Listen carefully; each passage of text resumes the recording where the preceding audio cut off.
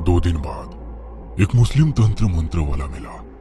माँ और पापा को उस तांत्रिक ने कुछ भभूत पढ़कर दी, जिसे विनी के कमरे में छिड़कना था और घर के बाकी हिस्सों में भी छिड़कना था। किसी तरह विनी की नजर से बचाकर सारे घर में भभूत छिड़क दी गई। उस रोज कई साल बाद विनी ने अच्छी तरह से खाना खाया, 1-2 बार मुस्कुराई भी। माँ को तांत्रिक पर अटूट विश्वास हो गया था। अगले कुछ दिन हमारे लिए बेहद सुहाने रहे। विनी हमारे बीच कुछ देर के लिए आकर बैठती और 1-2 बार मुस्कुराती भी। उसके ठीक होने की उम्मीद भी बन सी गई थी। पापा ने तांत्रिक को विनी की हालत में हुए सुधार की जानकारी दी तो वो आत्मविश्वास से भर उठा। अगले दिन उसने हवेली में आकर पूरे घर को बाधा मुक्त करने का आश्वासन दिया। माँ ने तांत्रिक के कहे अनुसार सारा सामान पहले ही तैयार कर दिया था। तय समय पर वो हवेली पहुंचा। तंत्र की सारी तैयारी करने के बाद ओझा ने विनी को बुलाने का आदेश दिया। विनी तांत्रिक को देखकर रहस्यमय तरीके से मुस्कुराई। सफेद रंग की सलवार कमीज पर उसने कुछ अजीब तरह से दुपट्टा ओढ़ रखा था, बिल्कुल वैसे जैसे मुस्लिम महिलाएं नमाज के समय पहनती हैं। विनी को इस रूप में देखकर हम सभी सकते में आ गए थे। ओझा के नजदीक पहुंचकर वो फिर से मुस्कुराई और मर्दाना आवाज में कुछ फुसफुसाने लगी। देखते ही देखते ओझा वहीं जमीन पर गिर पड़ा। हम सभी का डर के मारे खून जमा जा रहा था। कुछ ही देर में ओझा की आंख पलट गई। उसे देखकर विनी ने जोर से ठहाका लगाया और गुस्से में मां को घूरने लगी। फिर उसने हम सब की तरफ नजर घुमाई और अपने कमरे की ओर जाने लगी। विनी अपने कमरे में चली गई थी। हम सभी अभी भी सन्न थे। किसी तरह पापा ने हिम्मत करके उस ओझा की नब्ज छूकर देखी। पापा के माथे पर पसीने की बूंद छलक आई। मुझे आवाज लगाकर पापा ने जल्दी से गाड़ी निकालने का आदेश दिया। ओझा की टूटती छूटती सी सांसें अभी भी चल रही थी और पापा उसे मरने नहीं देना चाहते थे। अनर्थ की आशंका से पापा के हाथ पांव कांप रहे थे। हम उसे किसी तरह अस्पताल में भर्ती कराकर रात तक घर लौट आए। घर में अजीब किस्म का सन्नाटा पसरा हुआ था। मम्मी, सचिन और सोनी एक ही कमरे में सहमे बैठे थे। घर में सबकी मनः स्थिति को समझते हुए पापा ने बाहर से ही खाना ले लिया था। खाना खाने के बाद कोई भी अपने कमरे में जाने को तैयार नहीं था। किसी तरह सोनी को माँ पापा के पास सुलाकर मैं और सचिन अपने कमरे में लौट आए। समझ नहीं आ रहा था कि इस हवेली को मनहूस कहूं या लकी। इस हवेली में आने के बाद पापा ने बहुत तरक्की की है। भला कोई भूतिया घर भी किसी के लिए शुभ हो सकता है। कहीं विनी को कोई मानसिक परेशानी तो नहीं हो गई जो वो ऐसी हरकतें कर रही है। लेकिन ओझा का उसी समय गिरना, डॉक्टर का कहना कि ओझा को हार्ट अटैक आया था, वो तो किसी को भी हो सकता है। मैं अपनी आंखों से देखे हुए सच को विज्ञान की कसौटी पर रखकर झुटलाने का प्रयास में लगा था। रात के 12 बजे तक सचिन सो गया था, लेकिन मेरी आंखों में नींद नहीं थी। माँ, पापा और सोनी का हाल जानने के लिए मैं उनके कमरे की ओर जाने के लिए निकला तो देखा विनी पापा मम्मी के कमरे के बाहर खड़ी सिसक रही है। उसकी पीठ मेरी ओर थी, लेकिन ध्यान से सुनने पर उसकी कुछ आवाजें टूटे हुए लहजों में मुझ तक पहुंच रही थी। मैं कमरे की ऊंट में छिपकर सुनने की कोशिश करने लगा। हमारे वालिद और अम्मी को मुआफ कर दो, वो बस हमारी खैरियत चाहते हैं। अल्लाह के लिए उनकी जान बख्श दो, या अल्लाह मदद कर। विनी की आवाज मुझ तक पहुंची। विनी की भाषा सुनकर मेरे पूरे शरीर में अजीब सी झुरझुरी दौड़ गई। मेरे हिंदू परिवार में पली बड़ी बहन कब और कैसे इतनी शफाक उर्दू बोलने लगी, दिमाग काम नहीं कर रहा था। अचानक ही प्यास से मेरा गला सूखने लगा। वो किससे याचना कर रही थी? क्या रहस्य है इस उर्दू का? मैं समझ ही नहीं पा रहा था। अगले कुछ दिन विनी ने अपने कमरे में ही बिताए। तीसरे दिन खाने की टेबल पर बैठते हुए उसने माँ से खीर खाने की फरमाइश की। माँ ने खुशी खुशी उसके लिए खीर बना दी। फिर धीरे धीरे उसकी खाने को लेकर मांग बढ़ती ही गई। कभी वो चाट मांगती तो कभी भटूरे। बस अपना खाना सीधा कमरे में उठाकर ले जाती। उसका पहनावा, रहन सहन सब मुस्लिम महिलाओं की तरह हो गया था। एक रोज माँ को बूढ़ी माँ की याद आई। वो अम्मा भी तो मुस्लिम ही थी ना, कहीं उन्होंने ही तो कोई टोना टोटका नहीं करा दिया मेरी बच्ची पर। माँ अब अम्मा को ही कसूरवार ठहरा रही थी, लेकिन किया क्या जाए। ऐसा आसानी से तो वो मानेगी नहीं कि उन्होंने टोटका किया है। किसी तांत्रिक की ही मदद लेनी पड़ेगी। माँ ने शाम को पापा को अपने दिल की बात बताई।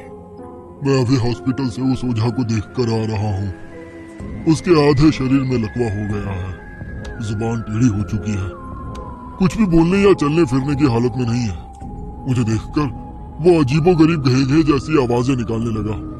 मुझे नहीं लगता अब कोई भी तांत्रिक इस हवेली में आना चाहेगा। फिर भी मम्मी के कहने पर अपनी बच्चे की सलामती के लिए पापा कहीं तांत्रिकों के पास भटके, किंतु कोई भी मदद को तैयार नहीं हुआ। 2 महीने बीत गए थे, हम सभी निराश हो चुके थे। पापा ने बहुत कोशिश की उनका ट्रांसफर हो जाए, लेकिन कोई काम नहीं बन पा रहा था। ऐसा लगता था मानो हम बंद गए हैं इस हवेली में। इधर विनी की हरकतें कुछ ज्यादा ही अजीब हो गई थी। उसकी तबीयत खराब सी रहने लगी थी। 1-2 बार वो चक्कर खाकर गिर पड़ी थी। जब एक दिन उसने खाने को देखकर उल्टी की तो माँ घबराने लगी। कोई उपाय ना सोचता देखकर माँ ने बूढ़ी अम्मा के पास जाने का निर्णय लिया। किसी तरह पूछते पूछते माँ अम्मा के घर पहुंची। छप्पर का एक कमरे का मकान था। घर के सामान के नाम पर कुछ बर्तन और एक चारपाई रखी थी। माँ को देख वो थोड़ा परेशान सी हो उठी। मालकिन, कैसे आना हुआ? मुझे बुलवाया होता। अम्मा, मेरी किसी बात का बुरा लगा हो तो मैं माफी मांगती हूँ। कैसी बातें करती हैं मैडम जी? कुछ बात हुई है क्या?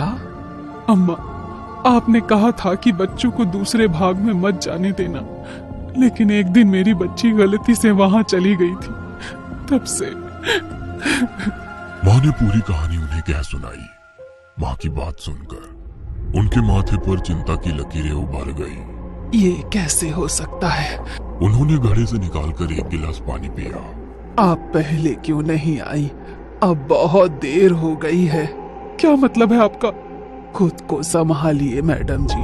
मैं जो बोलने वाली हूँ आप शायद बर्दाश्त नहीं कर पाएंगी। आपकी बच्ची पेट से है। क्या बकवास कर रही हैं आप? मैं सच कह रही हूँ। इतिहास खुद को दोहरा रहा है। ये सब पहली बार नहीं हो रहा है। लेकिन कैसे? कौन? मतलब हो क्या रहा है ये सब? मैं आपको पूरी बात बताती हूँ, आप थोड़ा धैर्य रखिए। मैं अपने अम्मी अब्बू की इकलौती संतान नहीं हूँ। मेरी एक बड़ी आपा भी थी जिनका नाम रेशम था। मुझसे अब 15 बरस बड़ी थी। तकरीबन 90 बरस पहले की बात है। अब्बू डाक विभाग में चतुर्थ वर्गीय कर्मचारी थे। देश पर अंग्रेजों का राज था। अंग्रेज अफसरों के रुकने और ठहरने के लिए इस आलीशान हवेली को डाक बंगला बना दिया था, जिसकी देखभाल की जिम्मेदारी मेरे अब्बू की थी। अब्बू पूरी ईमानदारी से अपना काम करते थे। मेरे अम्मी अब्बू हवेली के जर्जर हो चुके भाग में जो आखिरी कमरा है वहां रहते थे। उस समय ये कमरा ऐसी हालत में नहीं था। मेरी 13 वर्षीय आपा भी उसी कमरे में उनके साथ रहती थी। धीरे धीरे आपा गुमसुम सी रहने लगी, फिर बाहर आना जाना भी बंद कर दिया और अकेले कमरे में बंद रहने लगी। अक्सर वो रात को दीवारों को देखकर अजीब अजीब सी आवाजें निकाला करती थी। कभी बैठे बैठे रोने लगती तो कभी हंसने लगती। मेरी माँ को आपी के जन्म के बाद कोई बच्चा नहीं हो रहा था। इसी हवेली में आने के 2 साल बाद अम्मी की कोख फिर से हरी हो गई। उधर अंग्रेजी सरकार से हवेली की देखरेख के नाम पर मोटी रकम आने लगी। उस दौर में जब हर ओर गरीबी और भूखमरी फैली हुई थी, हमारे घर में अन्न धन की भरमार थी। ऊपर से रहने के लिए आलीशान हवेली। अम्मी अब्बू खुद को भाग्यशाली समझते और अपनी किस्मत पर रश्क करते। उनके जीवन में सिर्फ एक कष्ट था और वो था आपी का यूं दिनों दिन बदलता व्यवहार। अब्बू आपी को कई बार मौलवी और ओझा के पास भी लेकर गए, लेकिन उसकी हालत में सुधार नहीं आया। कोई भी डॉक्टर, वैद्य, हकीम, तांत्रिक उनकी परेशानी की नब्ज नहीं पकड़ सका। इधर अम्मी अपनी गोद हरी होने की खुशी में फूली नहीं समा रही थी और उधर एक खौफनाक खबर से उनका सामना हुआ। आपी पेट से थी। उस दिन अम्मी को देखने आई दाई ने आपी को देखकर अम्मी के कान में ये बात बताई तो उनको अपने कानों पर विश्वास नहीं हुआ। सारा दिन कमरे में बंद रहने वाली आपी कैसे पेट से हो गई। लोक लाज का भय अम्मी को भीतर तक हिला गया। किसी तरह हिम्मत करके अब्बू को सारी बात बताई तो मानो घर में तूफान आ गया। ये बात कल्पना और विज्ञान से बिल्कुल परे थी। कोई कन्या इस तरह भला कैसे? आपी को बहुत प्यार से पूछा लेकिन उसने कोई जवाब नहीं दिया। अब्बू के गुस्से और मार के सामने भी आपी की जुबान नहीं खुली।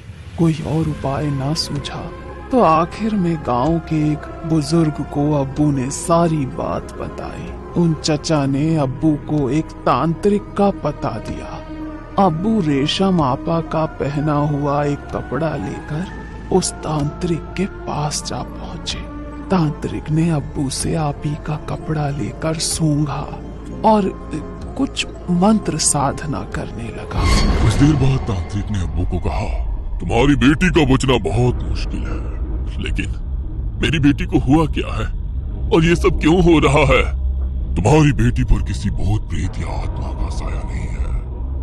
अगर ऐसा होता तो मैं शायद तुम्हारी बेटी को बचा भी लेता। मतलब तुम्हारी बेटी के जिस्म को एक जिन्न ने अपने काबू में कर रखा। जिन्न बहुत शक्तिशाली होते हैं